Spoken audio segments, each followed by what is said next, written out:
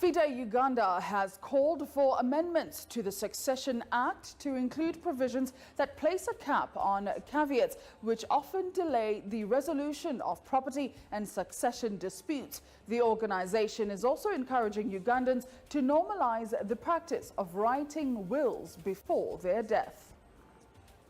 This is Jane Nakaiza, a mother of 5 who lost her husband in 2021. Following his death, she faced a bitter struggle with relatives and a co-wife who wanted to take overall the family property. Yali mukambwe nnyo nga ayagala kufunirawo ebintu bya mugenzi, ebintu by'omugenzi naye abyagala. Nakaiza later sought help from FIDA-Uganda, which supported her in securing a fair share of the estate for herself and her children through the courts of law. Mukwano gwange n'angamba omanyi nti jangu tugende mu FIDA nange banyamba. Nakaiza is not alone. Harriet Aguti also lost her husband in 2021 and, like many others, not left behind a will. Aguti anticipated disputes after some relatives threatened to sell off family property. And only way I thought of a bright idea was FIDA-Uganda. With the help of FIDA-Uganda, she moved quickly to secure letters of administration. Her challenge, however, was that she was not legally married to her husband at the time of his death.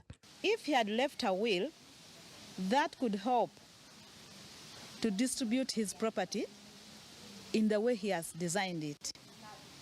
But now, this time, he had not left it. So that's why I had to look for people to help me do something to help these children and to avoid these children knocking their heads. For the last 50 years, FIDA-Uganda has worked to support widows and children in resolving inheritance and succession disputes. To prevent such challenges, the organization is urging Ugandans to embrace the practice of writing wills, saying failure to do so often breeds conflict and uncertainty. Face challenges with succession and inheritance issues and not to handle issues on their own.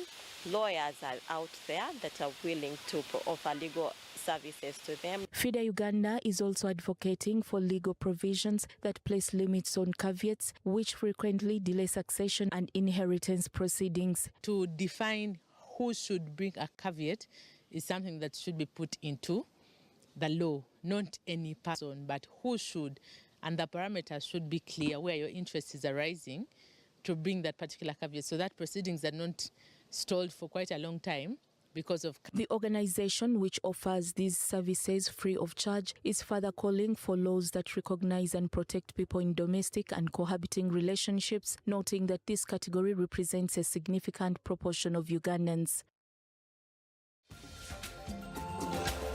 Business Pulse, brought to you by